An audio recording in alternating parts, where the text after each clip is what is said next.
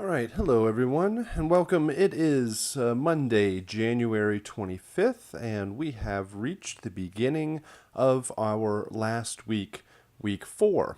And so we are kind of in the home stretch, heading towards the end to wrap everything up nicely for the end of the month. So you have submitted your week 3 assignments, and we have one more round of revisions on those submissions. And then we have our new assignments for week 4. And so that is where we will start out today with the discussion of the new the new technical assignment and production technique for week 4. There is no brand new game composition, no new game, because we do not have an opportunity for another round of revisions in week 5. So no revisions for week 4 assignments, but there is no brand new game composition. We have the week 3 revisions. We have the Palace of Renthalion submissions, and I will go through and grade those and get those back to you for one more round of assignments for week 3, but do be aware that no revisions for week 4, and the assignments are built more towards creating your material for your portfolio and a demo reel, and how to take everything that you have worked on throughout the month and put it into a presentation that is easily accessible and consumable by hopefully future employers and future clients, so you can show off your work in a game. And so week 4 overall kind of heads into a discussion of how do you take the things that you've learned and the projects that you've worked on and apply them outside of the month and get started in the industry.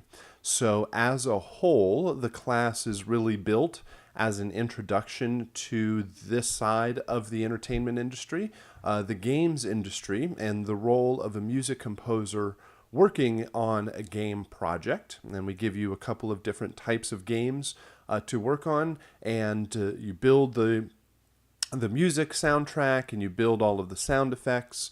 And by the end of the month here, you will have 3 working game projects where the music and all of the sound effects are your own to show off and display. And they are fully working Mac games, and they are available for educational purposes and demo purposes, that you can use them in your own portfolio and distribute them as you need.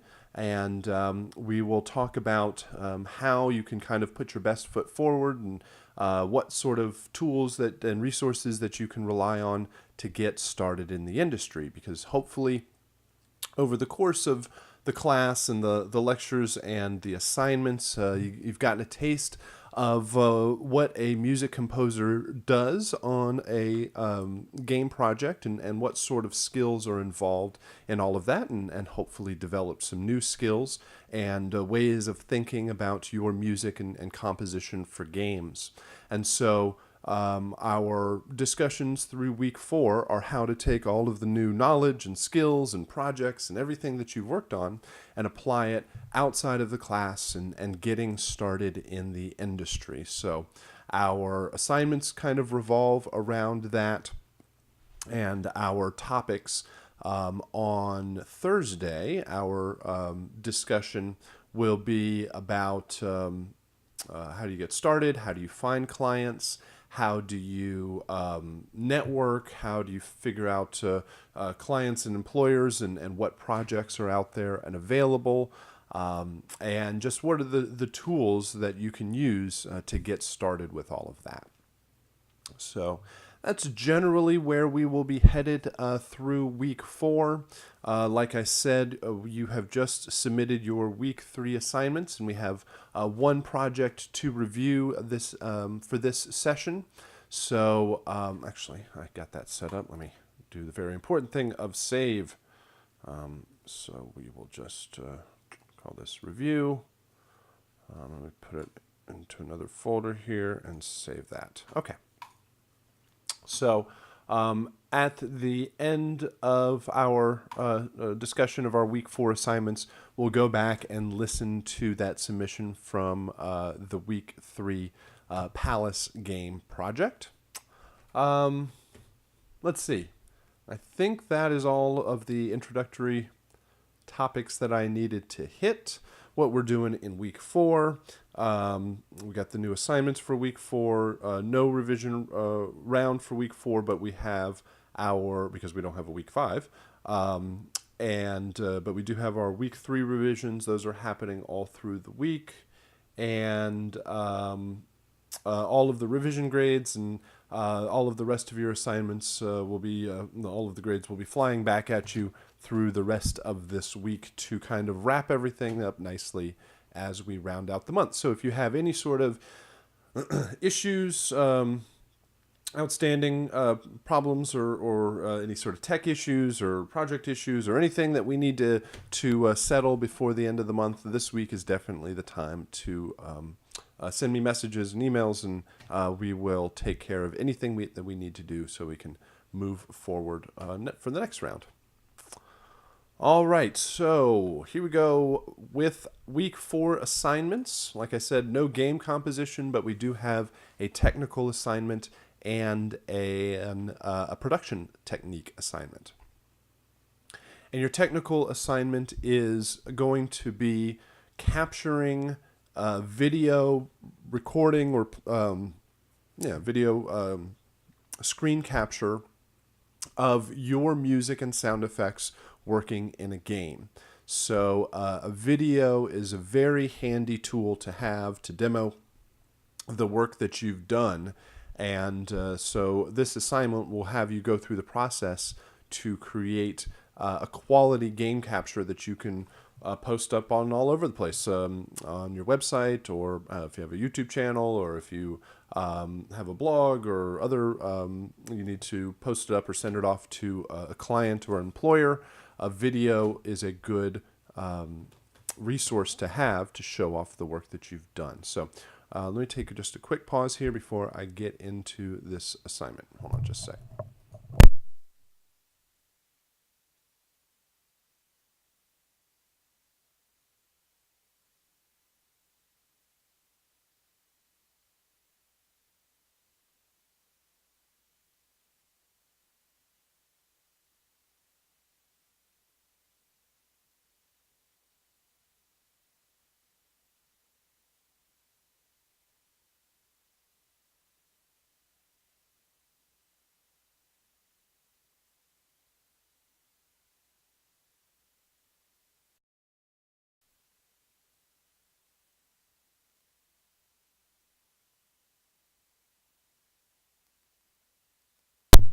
All right, let's go ahead and discuss our technical assignment here. So the main purpose is to create a video capture of your music and sound effects working in the game.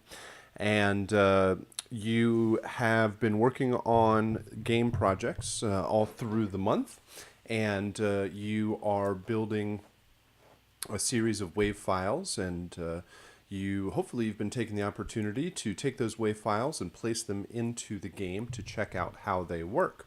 And so you have working games that are available for you to distribute and work with and show off in any way that you need to. But there are some technical hurdles of sharing the Mac game and having everybody play it and check out your work and show off the work that you've done in the best light, as best way as possible. And they're not really all that difficult roadblocks to get around, but there's just some things that we can consider with those games. Number one, they are Mac games. So if you wanted a client or an employer to download it and check it out, they would need to have a Mac to work on. And so that eliminates some of the population from quickly checking out your work. They would also need to have a Mac that's strong enough or fast enough to play games. For these types of games, they're pretty light overall. Angry Bots is a little bit more processor intensive, but generally that probably wouldn't be too much of an issue. These games are kind of chosen because they are not very technically heavy or processor intensive overall.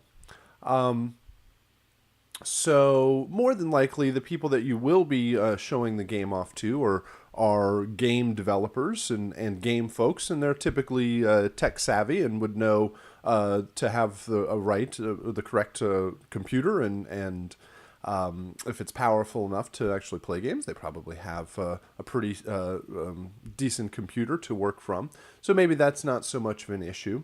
You also have the issue that people do not necessarily feel real comfortable with downloading random files off of the internet, especially an application, and running it on their computer.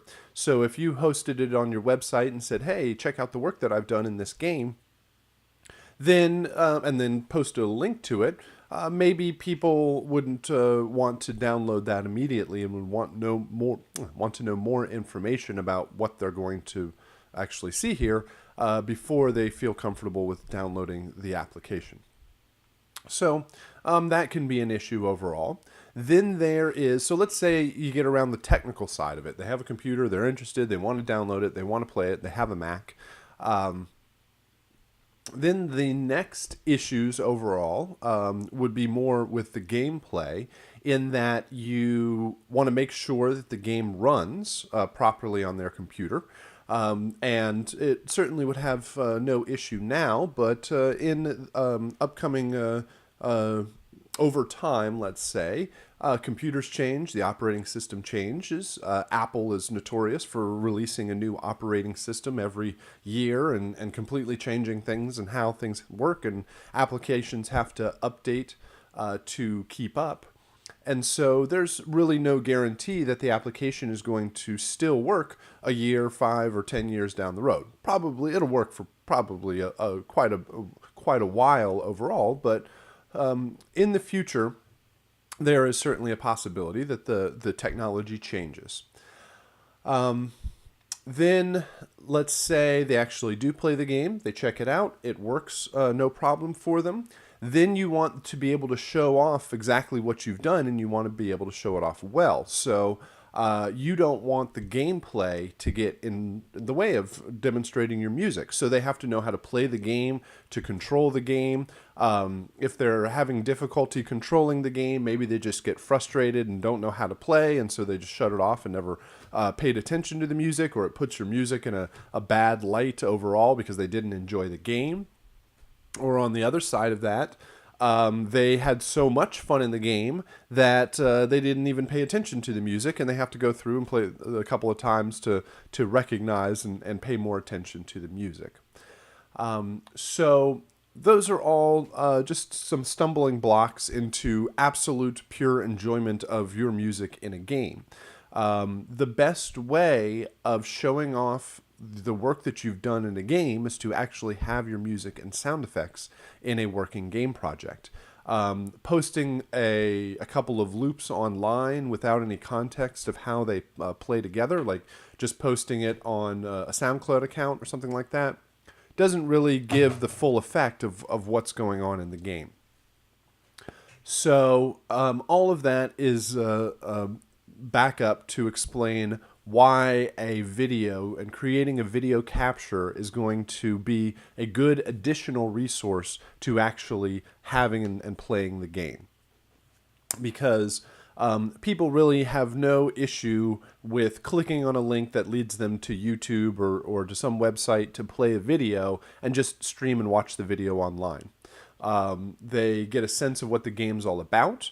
You can create the perfect demo. You can play through the game a couple of times to get to show off exactly what you want. The video should be pretty short and sweet, probably around 30 seconds, certainly no longer than a minute, in a good demonstration of everything that is going on in the game.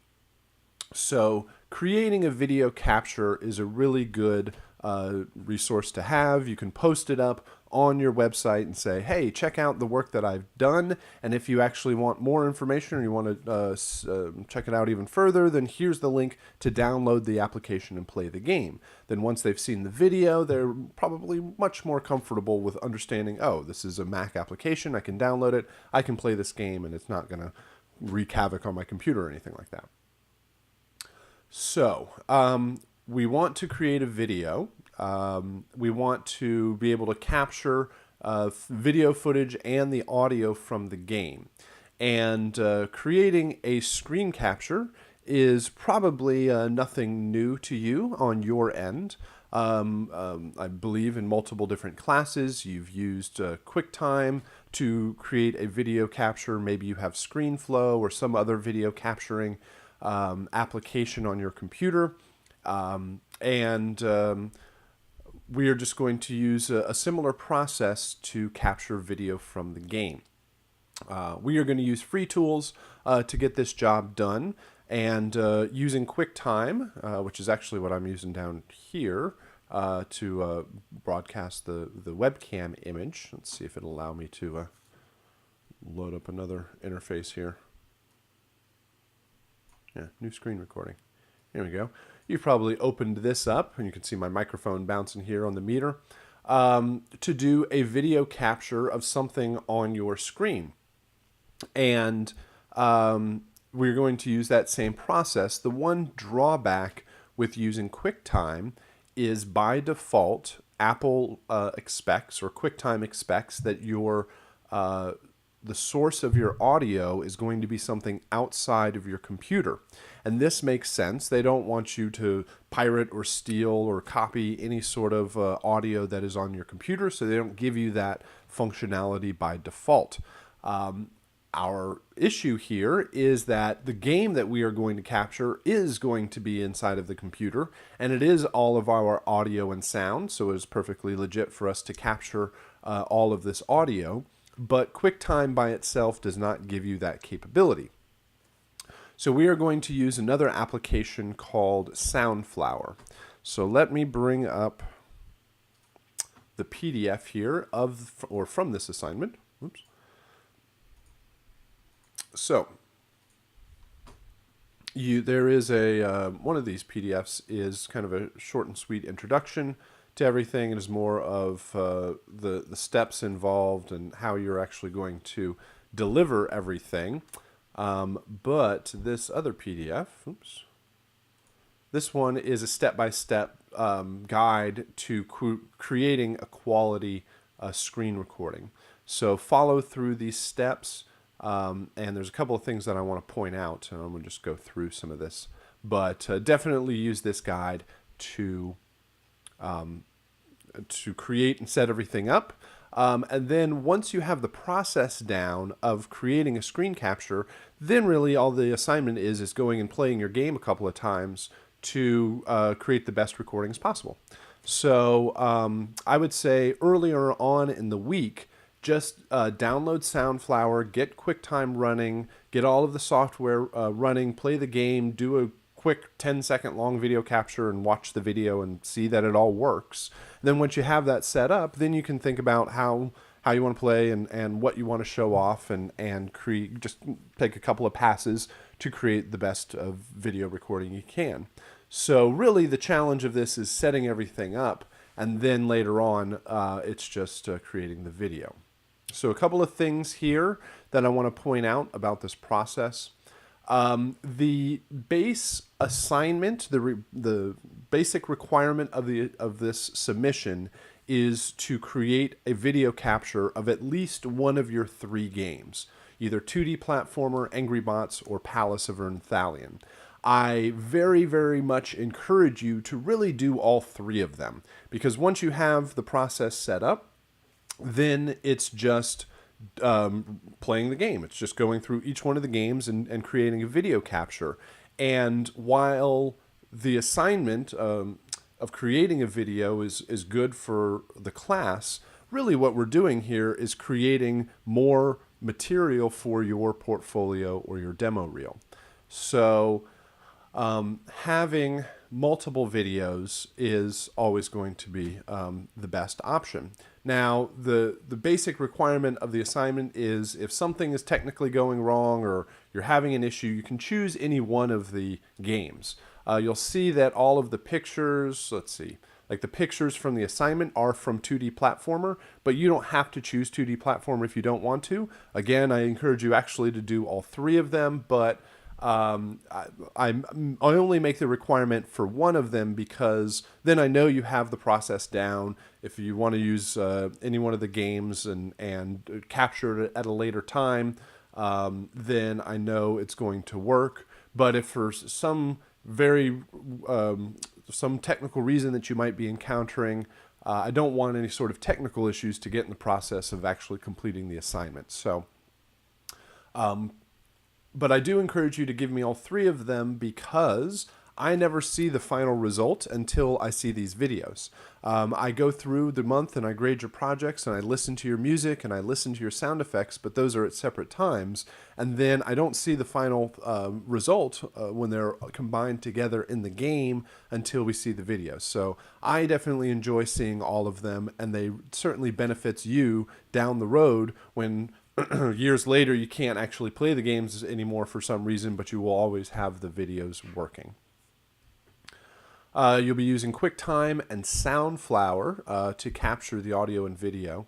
Soundflower, probably are familiar with QuickTime because it's default installed on your computer. But Soundflower is the tool that we will be using to capture audio inside of your computer.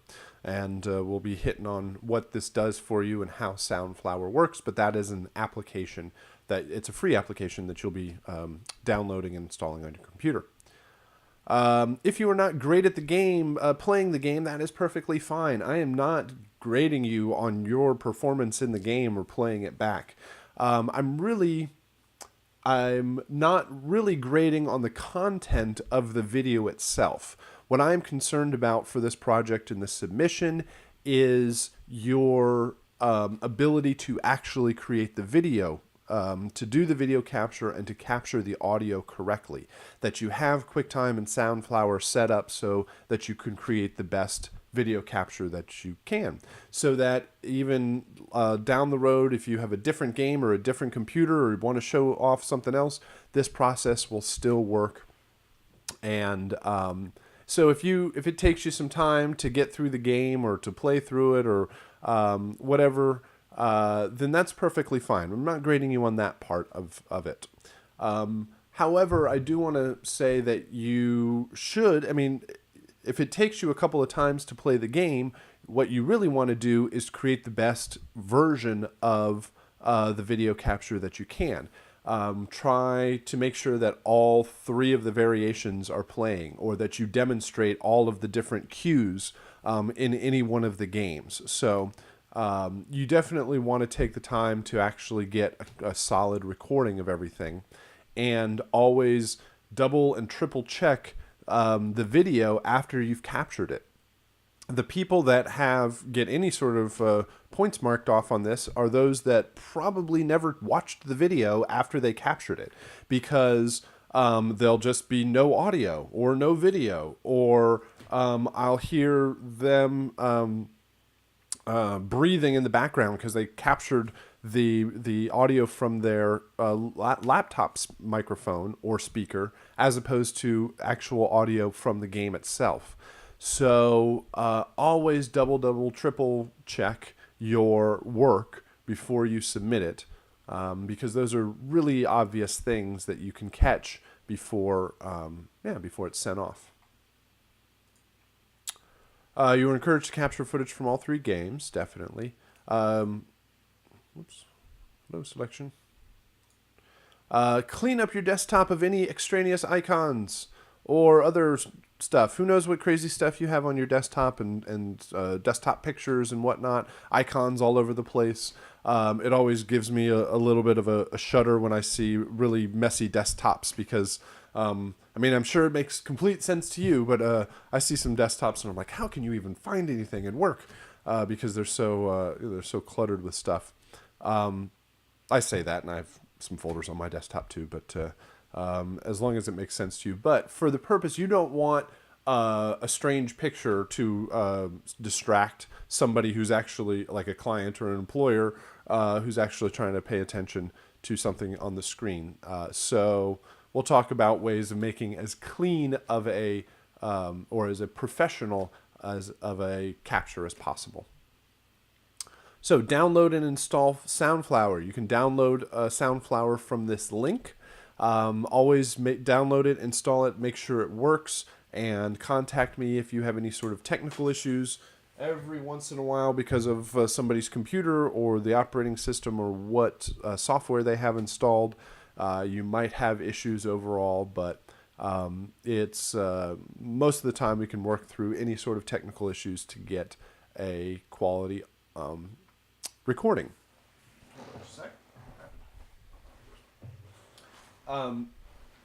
So Soundflower.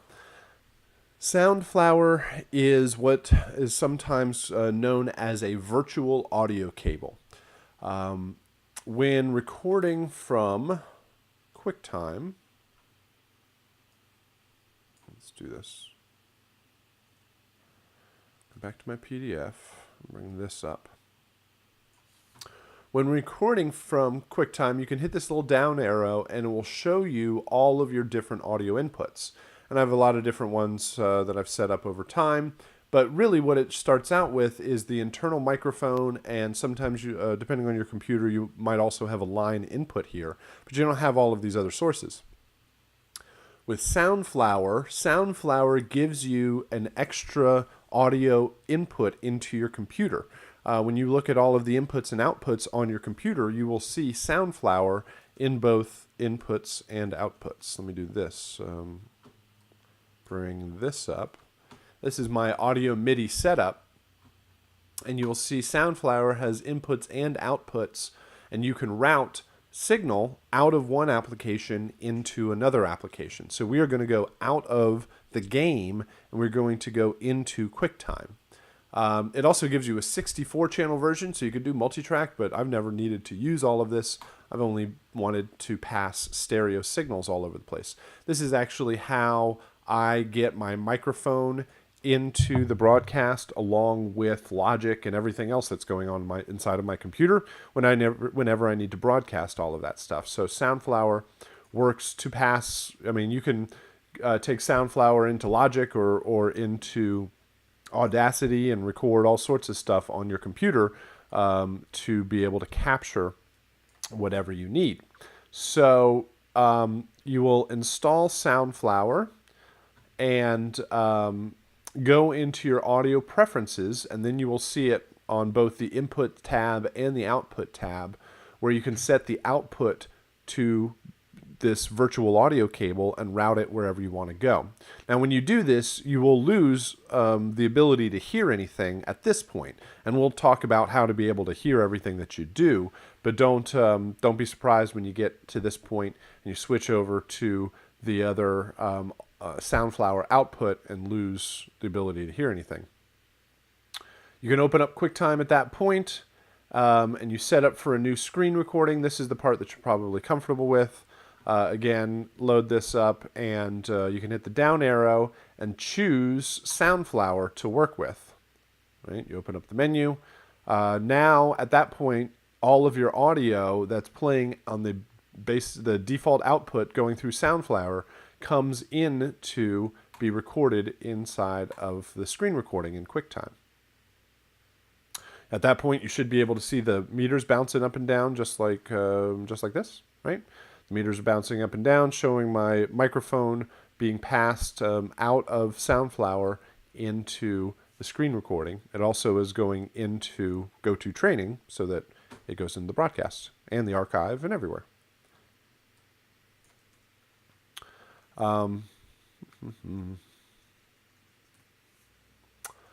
Once you have everything set up, you can set up where you want to capture. You can either capture and drag over the screen, or you can do a full screen video capture. Maybe you've been played with the different options inside of Unity to set up either a full screen version of the game or change the resolution of the screen. We'll talk about that a little bit, but you want to determine exactly what part of your screen you want to record. So at this point, you're probably like, hey, I can't hear anything.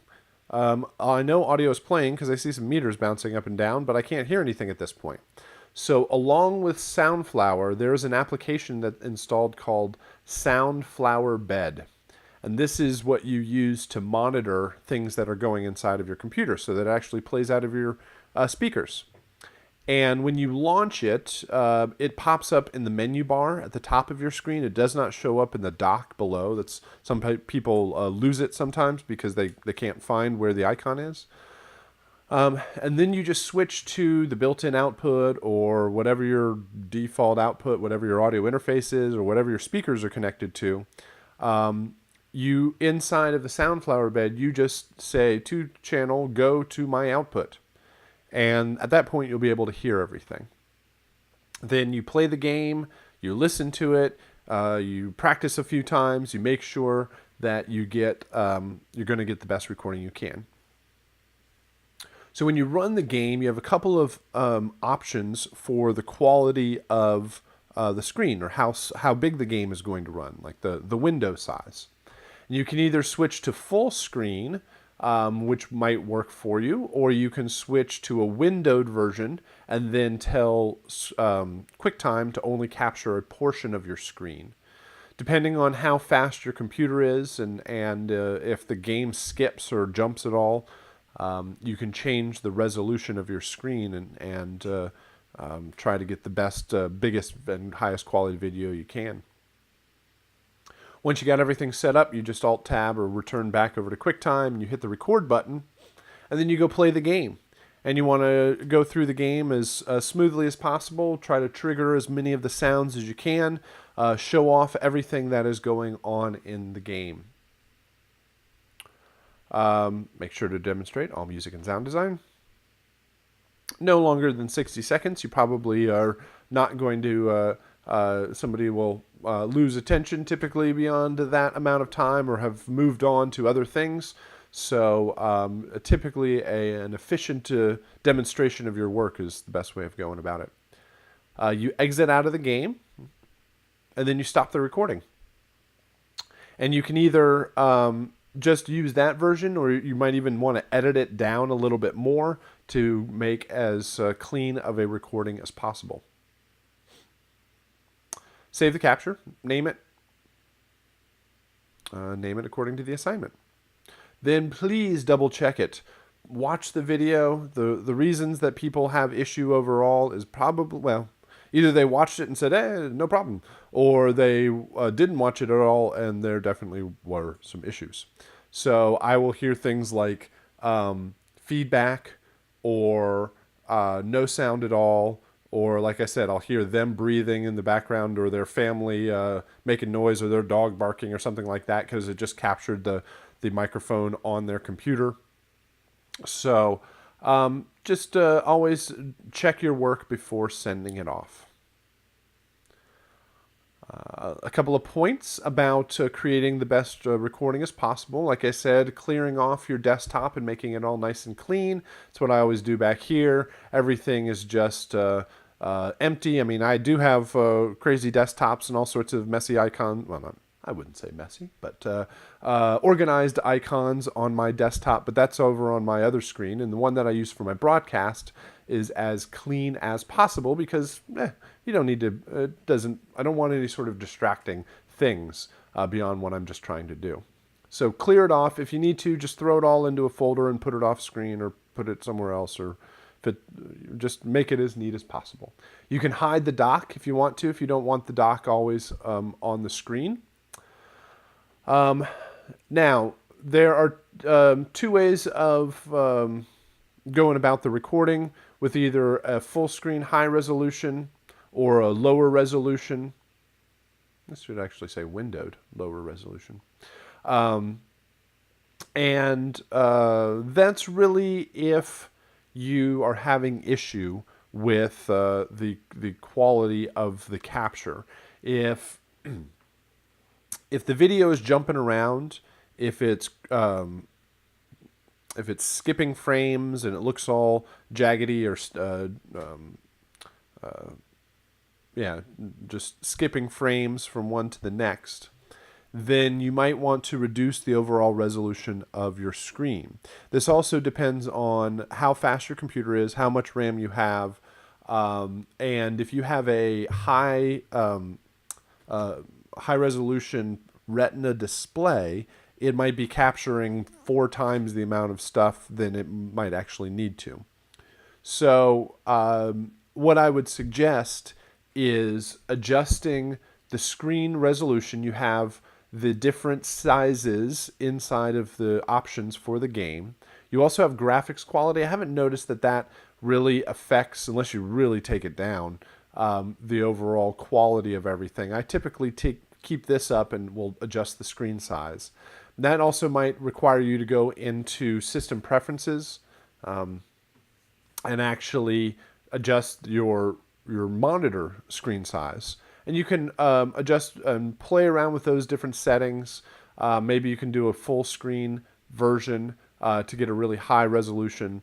And maybe you just, whatever you've been playing on all the way through works just fine, and you can get a quality capture off of that. Just these are the places to go if you're having a bad capture, or you want to make your screen as big and as high quality as possible to get the best capture out of it as you can. And then beyond that, yep, name it, compress it, and send it off to me. Again, I encourage you to send me all 3 of them. I really enjoy seeing the final versions of the assignments. So, and it will always help out to have as much material as you can for your own demo reel. All right, so that should get you some video captures of your game and have some good resources to pull from as you continue on through the degree program, because towards the end, when you get out of here, you should have resumes and demo reels and websites and social media and all sorts of tools to help you network and interface with clients and find future opportunities. And through your classes, especially the ones towards the end here that are much more application and project based and composition and creation of media, with each of those classes, you should be generating material that should build out your demo reel so that when you get to the end, you have that and you hit the ground running, versus you get out of day one and you say, I wonder what I should do now and what sort of things I can show off to a client. That all should be built up and ready to go. So our second assignment for the week is your production technique. And let me again take another quick pause before we get into this topic.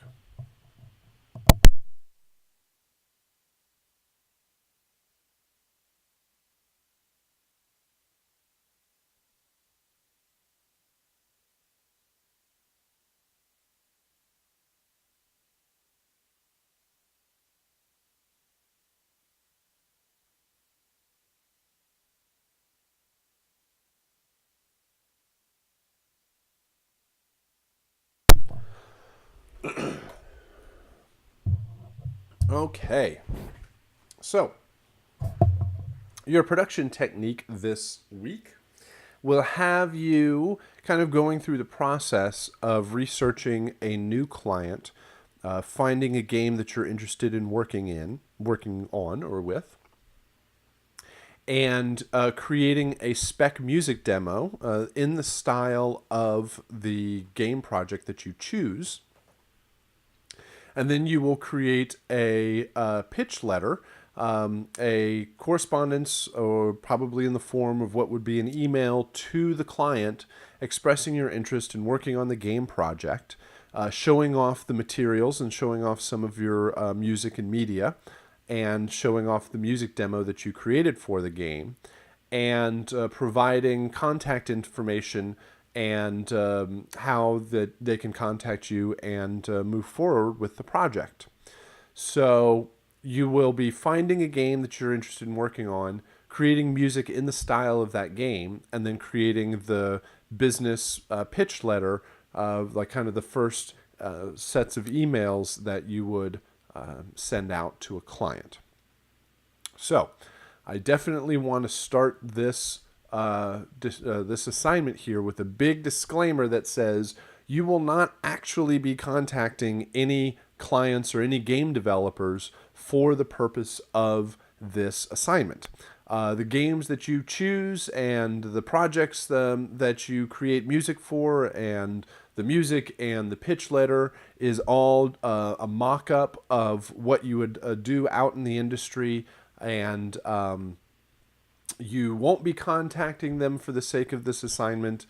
So what that also means on the positive side for our end is that you can kind of assume that all of these assignments need a music composer. You don't actually have to find a game that is currently in need of a game composer and contact them for the purpose of this assignment. I don't want to unleash a class of hungry new game composers on unknowing or unwilling game developers just for the purpose of an assignment. So that means you can choose any sort of game that you would like in the style that you want to work with, and assume that everybody needs a game composer, but you won't actually be contacting them. All right, so definitely wanted to get that out of the way to begin with. So there's really three parts to this assignment. The first one would be just the research and finding the game, finding something that you are interested to use as a mock-up for the rest of this assignment. Then there's going to be a piece of music that is composed in the style of the game that you choose. And it's going to be a 60-second, a minute long linear piece of music. It doesn't need to be interactive in any sort of way. It doesn't need to loop or doesn't need to have different cues and multiple WAV files. It's just going to be one linear file that is a piece of music in the style of the game that you chose. And this would give the client an indication of what you're capable of and your musical intentions for the game. And then the third part is the pitch letter. It would be in the form of an email. It's meant as a professional business correspondence with a structure and a flow to it that expresses who you are and your interest in working on the game, and provides media to show off the work, and it provides the music that you create, and then wraps up with contact information, and if you want more information, then follow up with me, and we can move forward on the game project. All right, so let me do this. That looks right. All right. So, like I said, there's a couple of different sections. We have the game description. Now, let me, actually, before I do all of this, let me take a step back and say, the only thing that you are submitting for this assignment is a single text document. That's probably in the form of a Word document or a Pages doc or a PDF. And it is going to be a text document that you send, and then everything is going to be a link to your media hosted somewhere else. Like I said, this assignment is really in the form of a pitch letter that would be like an email that you would send off to the prospective client, and it should be very simple and easy for them to click on links to send them off to listen to your music, to watch videos, to see your portfolio or your demo reel, so that they don't have to download anything. I don't have to download anything on my side, and I just click through the information and it takes me exactly to what you want to show off. All right. So you're not going to include the WAV file or the MP3. Your music is going to be hosted on your own website or on SoundCloud or on YouTube, somewhere where you post up your music and your work. And you're going to send a link and include a link, include links to multiple different resources. And so there's no extra media submitted with this assignment. It will just be one zip file containing a text document where I can go through it just as an employer would. All right. So in this document, there will be two parts. There will be the game description, a bit of information on the game that you chose, and then the actual pitch letter itself. And you can highlight this and copy and paste this into the text document and just fill this out to complete the game description. So first off, you need to go choose a game. And I would very much encourage you to choose a smaller independent game that is on the size and scale of a game that you might actually work on pretty early into your career, or work on as you straight out of the gate as you leave Full Sail. Probably don't go after the big AAA titles, the big multi-million-dollar ones where they're hiring big name talent. It's probably not on the size and scale of a project that you could be tasked with in your first attempt at making a game. So I would suggest against going, Dear Activision, I love Call of Duty, and I've played every single Call of Duty game. I am a recent graduate, worked from the Full Sail degree program, music production degree program. I have never worked on a game before, but I would love to compose for your next Call of Duty game. It's probably not where you would head directly out of the gate. Or Dear Blizzard, I have played World of Warcraft and StarCraft and Dota for a long, long time, and I love all of your games. I've never worked on a game before, but I think I can do all of your titles here. Again, not the place that you will probably first land in the complete composer role. There are certainly junior level positions and entry level positions, but not where you would probably start as the sole music composer. So, resources for games that are good resources to, or good projects to pull from. Hold on just a sec. I have two websites here. Oops, well, I used to have two websites. Now I have one website. Hold on a second. Let me bring that other one back up.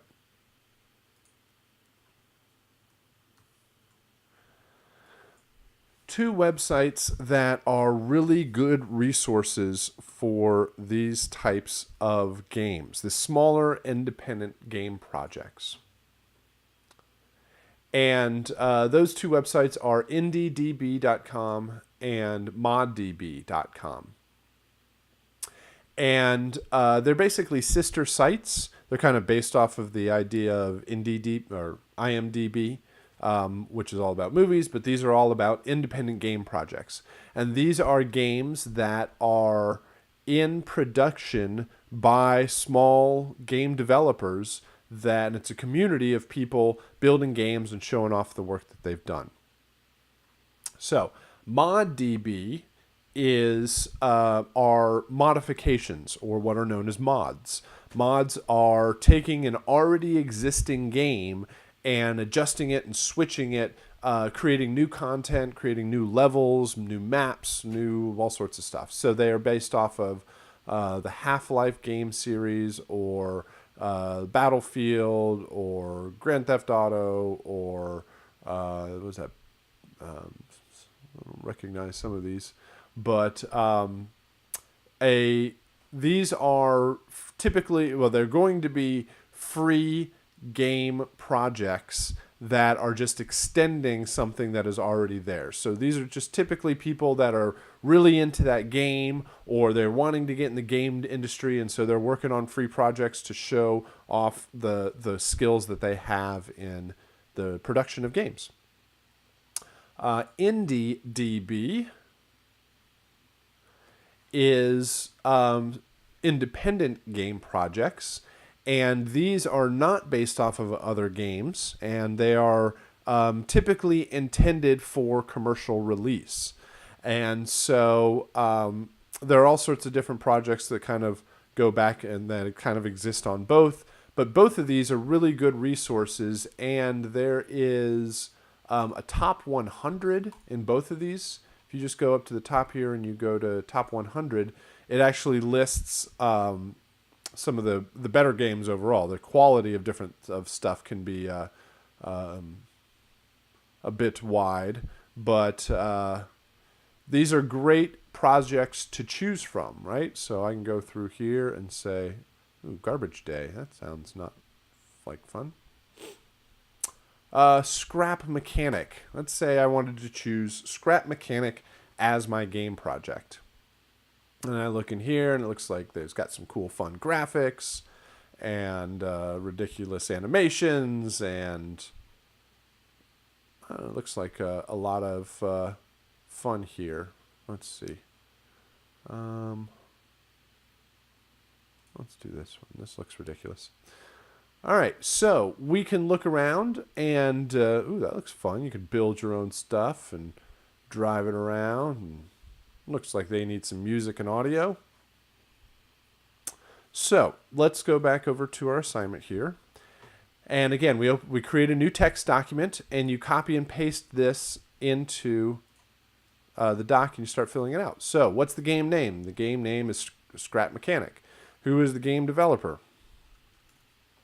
That's over here.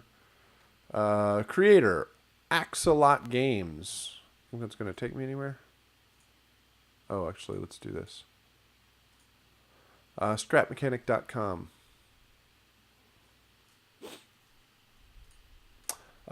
So we say it's Axolot Games. Sure. Team website, scrapmechanic.com. Let's see what that says. Oops. No, I don't want to put back. Scrap Mechanic. Well, it looks like they have some cool website and cool art and all that stuff. Looks like fun, including the thruster. So, scrapmechanic.com. Team contact email address.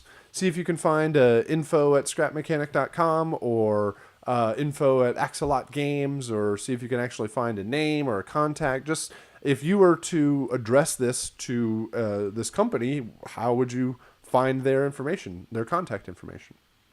Include video, picture, links to the game itself. So there's all sorts of pictures here. You can, well, you already included that part. So there's typically, maybe they have an images page, or maybe they have a videos page. This looks all like it's one thing. Typically in their the INDB web page, they have an images page or a video page. So you can send me there. Send me directly to that part of the website. Don't just send me to nddb.com. Tell me, did you get it from nddb.com or moddb? Give me the actual website so I can find it, so I know where you found it on there, right? So give me Scrap Mechanic games / Scrap Mechanic, that sort of thing, so I can actually list and see the website that you pulled it from. And then give me a game description. Give me a couple of sentences. Here's a short paragraph of what the game's all about, right? So don't just copy and paste this, because I'll notice that very quickly. But use this as a guide and use some of the description to say, okay, well, this game is about picking up scraps and being a mechanic. And I would have to actually read some of this stuff to know what it's all about. But it seems multiplayer, and you get to build stuff, and it looks like a really cool game. All right. So that is a bit of the game research part of it. You find a game that you're interested in working with.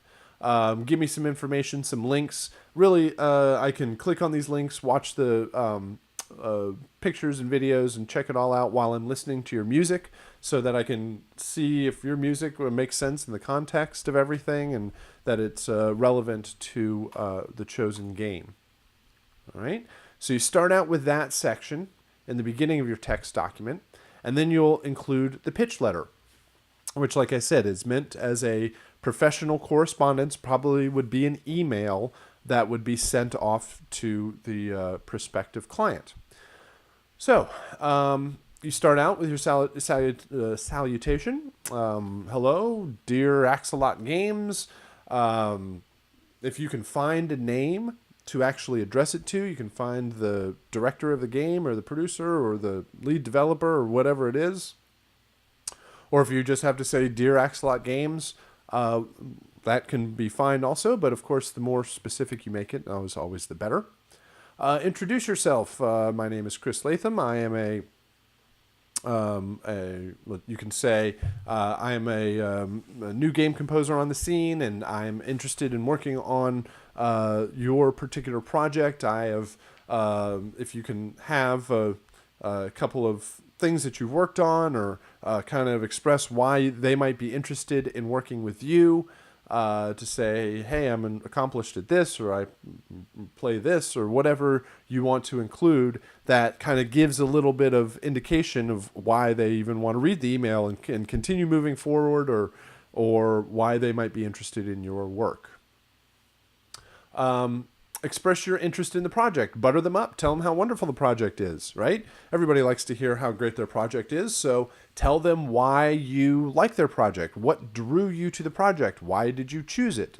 And say, hey, I really love the graphic style that you did, or the idea of a multiplayer scrap mechanic game really caught my attention, or I like the story or the characters or the environments or the look of everything. Those sort of ideas will help to tell them why they want you to really be interested in their project, and they want you to be really invested in the same sort of efforts that they're putting in. Actually, let me back up real quick here with the introduce yourself. One thing that I had asked that you don't do is don't say, hello, my name is Chris Latham. Don't say that because that's just your name, but that's my name. Don't say, I am currently a Full Sail student in the music production degree program, and I am contacting you as an assignment for class. There's a couple of things wrong with that. Number one, there's certainly nothing wrong with saying you are a Full Sail student in the music production degree program. The only thing is that you won't be for very long, right? In a couple of months, you'll be graduating, you're out of here, and you will be a former or a graduate student, no, that's not even right, a graduate of the degree program. So don't put yourself in terms of as a student. I guess that's what I'm getting at. Put this project or this email in terms of you as a professional working in the industry, because you will be a professional working in the industry in a very short order overall. And certainly don't put the terms of this pitch letter in the context of an assignment, because yes, it is an assignment, but really the purpose is as a blueprint or a model for doing this outside of the class. So that's just a couple of things. A lot of times I'll get that, like, hi, my name is Joe Smith, and I am a student at blah, blah, blah. And that's fine, but again, you won't be a student for very long. Offer the link to your spec music demo. So you will write a piece of music in the style of the game that you chose. Like I said, it'll be around a minute long, and if it's a creepy horror game, you'll have certainly one style. If it's a happy kids game, you'll have another style. If it's a fast-paced racing game, then you have another style overall. So make sure that your music and your sounds, your instrumentation, everything fits the aesthetic of the game overall. And then, like I said, don't include the MP3, don't include the WAV file. Everything needs to be hosted on a website that is, you click on the link and it immediately takes you to that file to play. You can hear that music. Everybody is lazy on the internet. Nobody really wants to work too hard. If they can just click a link and hear what they want to hear, then that makes it a whole lot easier on them, which is exactly what you want to do. Description of your spec music demo. So included in the text in the email here would be some description of the music. You don't need to get real technical because the client, you don't want to bury them in technical terminology of of exactly the either the theory of it or the production of it. Generally, you're talking about style and approach and how it fits in the game. And if you maybe listen here, you'll hear this really cool idea, or it's a fast-paced game. It's a really slow and lumbering and evil-sounding track. It's in this style. It's using some fast-paced drums and brass or whatever it is. Just general terms of it so that they know what they're listening to. It just needs to be a sentence or two of what they're going to hear. Then you will also include links to other media. There will, beyond the link to your music demo, there will be links to at least one other composition from the class. So another piece of music from another project. One of the best things that you can do here is take your technical assignment, the video captures that you've done of 2D platformer, of Angry Bots or of the Palace game, and host those on YouTube and link to the videos to say, hey, you want to check out some of the other work that I've done in a game? Click this link and watch this video. Or you can take your chiptune composition and host it on SoundCloud and post that up if it's a retro kind of game, or just include some links to some of the music. Just some other work to say, hey, if you want more information on my work in games, check this out. Include links to your personal website if available. You should have, being a freelance music composer, you should have a strong online presence, which means some website somewhere where they can go that is all information about you with links to more music and more stuff. Links to your demo reel or portfolio if you have it on your own website, or if it's on YouTube or SoundCloud, or just someplace where they can, if they want more and more stuff, you can make it as easy as possible.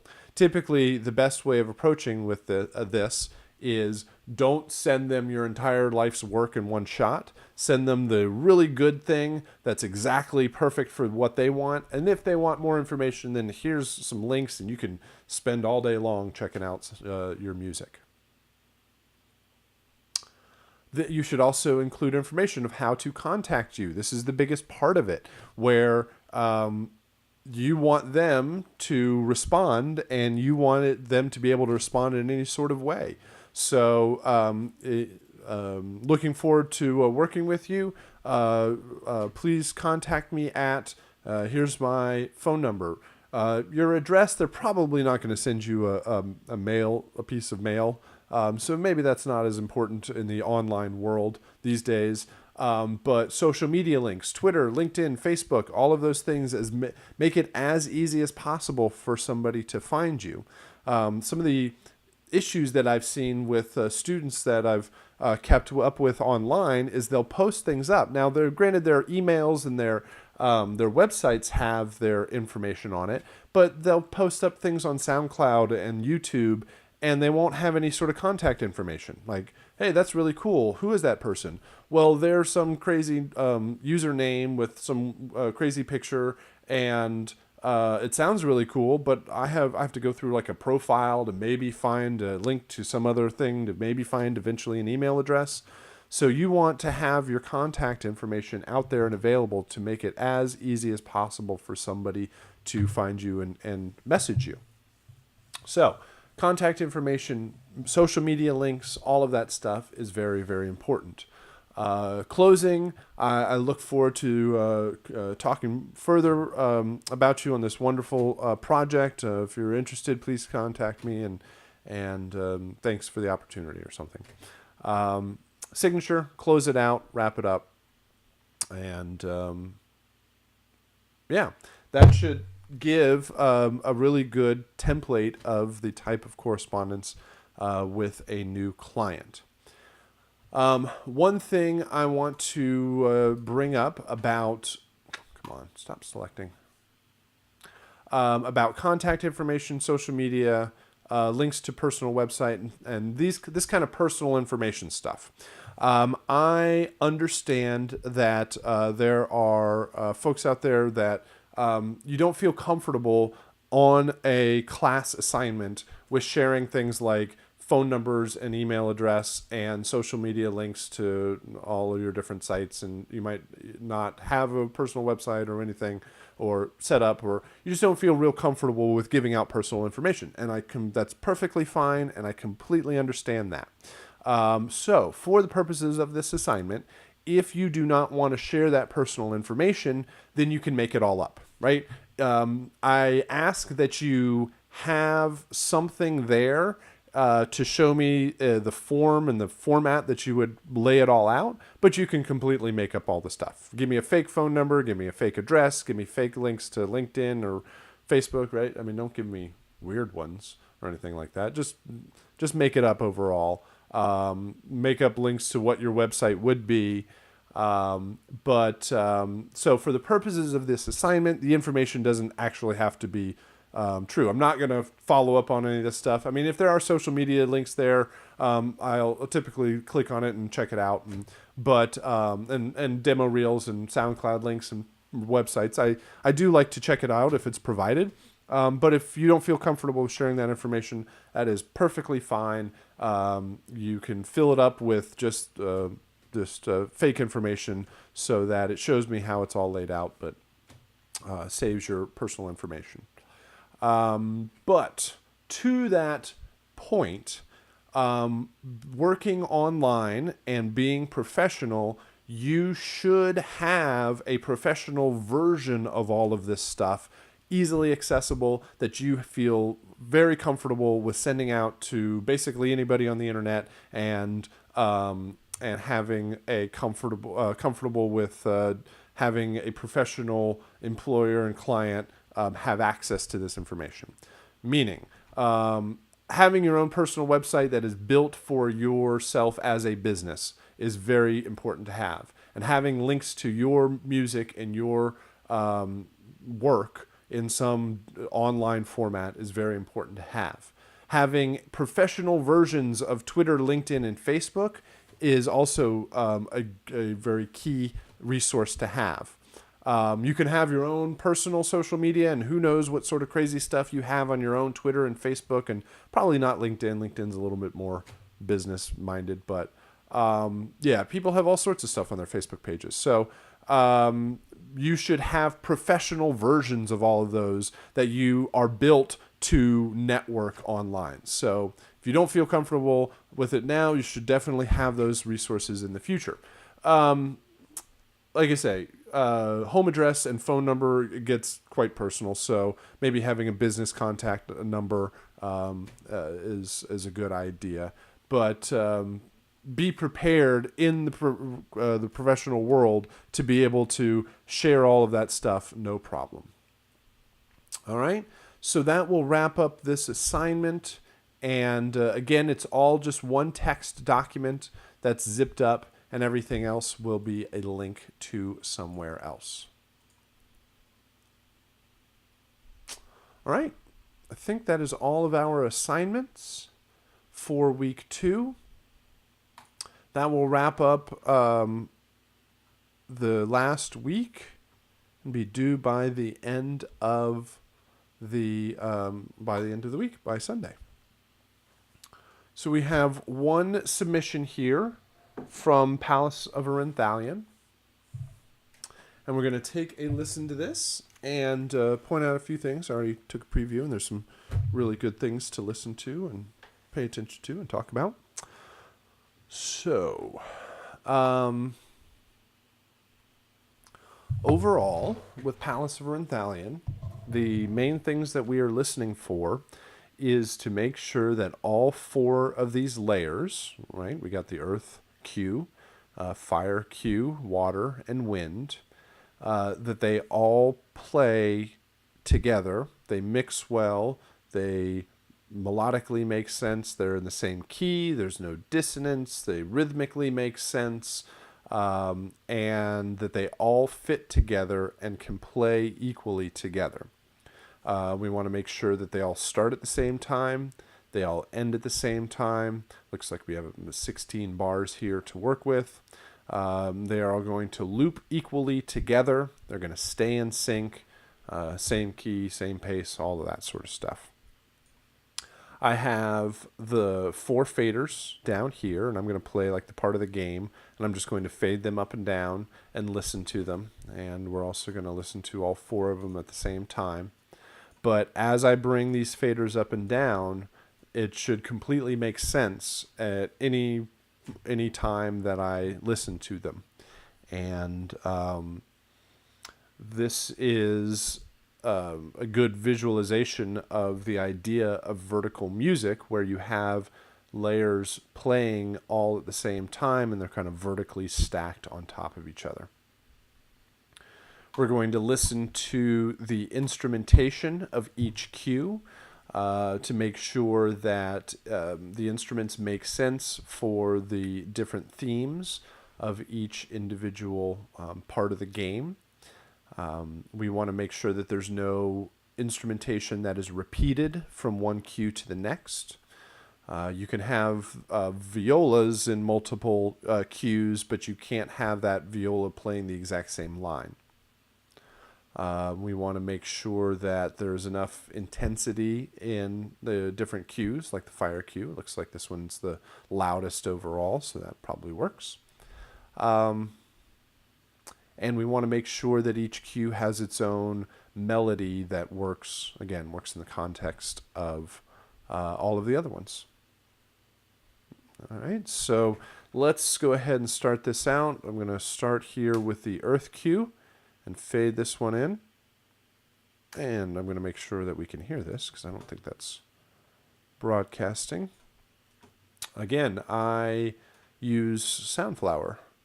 We were talking about Soundflower earlier. I use Soundflower to actually pass audio into the screen capture out of Logic. And let's try that again. Let's do this. Bring this down, bring this up. All right, and that looks like it's working. Hopefully you can hear me in the same on top of the music. Let's take a listen to this.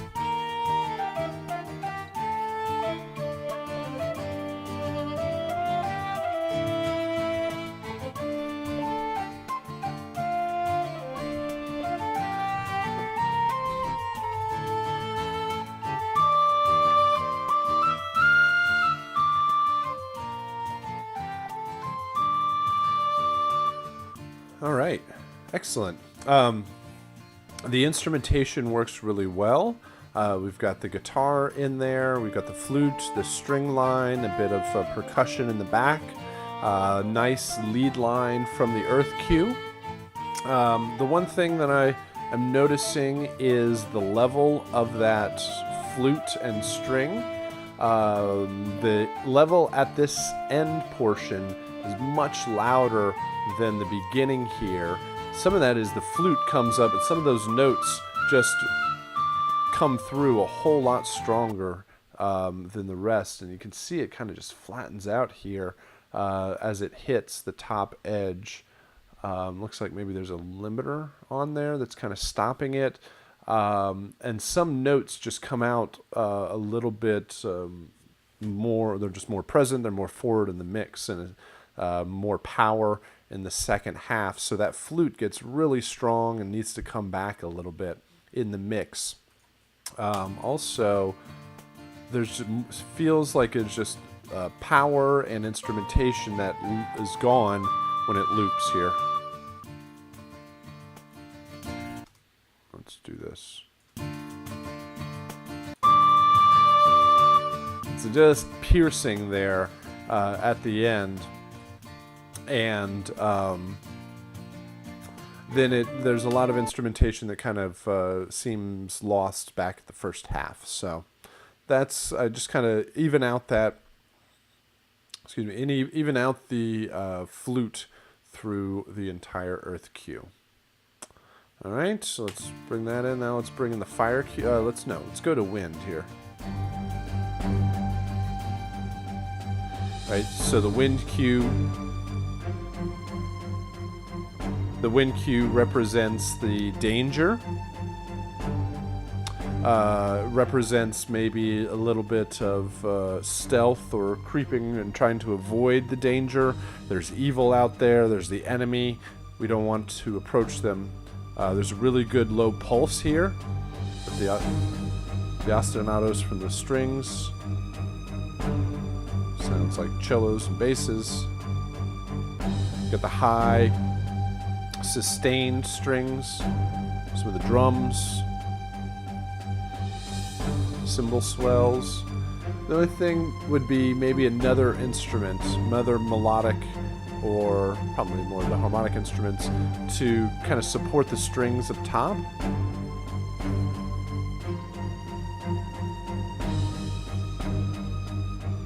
There we got the bass.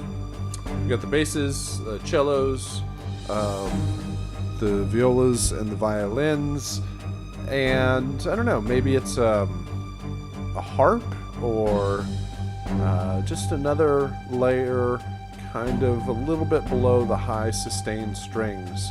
That it's like lots of low end and that high line way up top, and there's kind of something in the middle there. I'm hearing.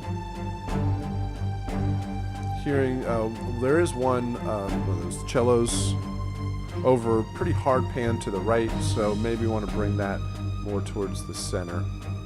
But for feel, it works very well. The instrument sound works nicely too. The fire cue. This is where we're going to be some power here. Cool. I like the pacing to it.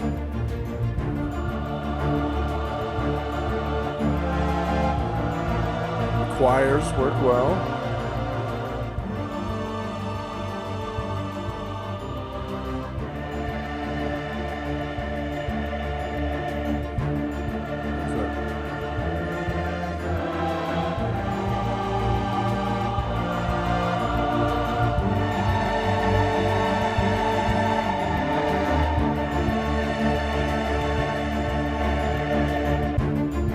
Cool. All right, so good pace, good intensity overall. Maybe just some low percussion. I hear the triangle in there, but just some low timpanis or more of the snare could work. I was listening. I wanted to hear this.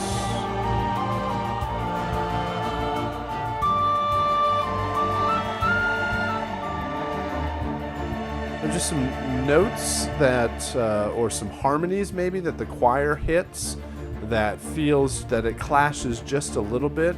And I don't know if that's the, like the tone of the patch itself, where it could be just since it's so many voices that there could be slight pitch differences, but I think the notes that they're hitting on, I don't know if it's like if it's a tone of the patch that might provide just a little bit of dissonance against more of the pure instruments like that flute. Like that. That's a small point overall. And then the water cue here.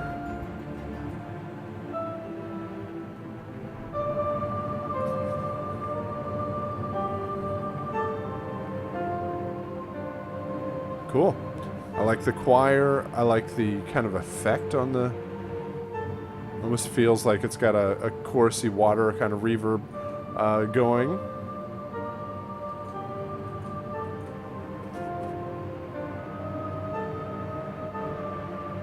Feels like there's some tremolo strings that are kind of buried in reverb that is providing another layer in the back. The volume of the water and the wind cue compared to the fire and the earth, these might get a bit buried overall when we listen to them together. So let's see how all these fare when just brought up to unity.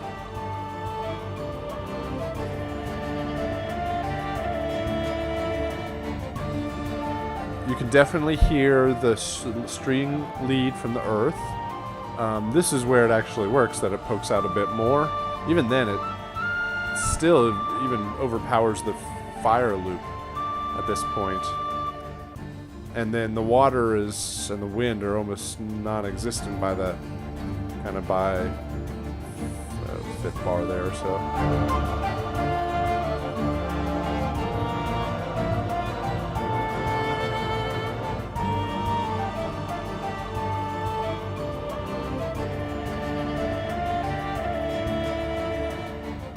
Sonically it works, rhythmically it works. Nothing that really sticks out as incompatible with the rest of them. So overall, really nicely done. The quality of the instrumentation really helps, and the energy from the different layers, where certain things are more longer lines, then you have the faster arpeggios and ostinatos, and really adds that pulse that helps drive the whole composition. So very nicely done. Works well to fit all the layers, to fit them together. Just a couple of things with the mix, maybe to add the mix of the flute on the earth cue, the density of the fire, and maybe it's just that choir. It just kind of overpowers the rest of the cues, so maybe bringing up water and wind overall. All right, so nice work. Great stuff to listen to and to give some feedback for, give us some topics to touch on. So that will wrap everything up we need to talk about for our Monday session here in week 4. Please contact me if you have any sort of issues, technical issues with getting the video capture, doing Soundflower, the game pitch composition is pretty straightforward with the composition in the text documents, so that really doesn't run any sort of technical issues.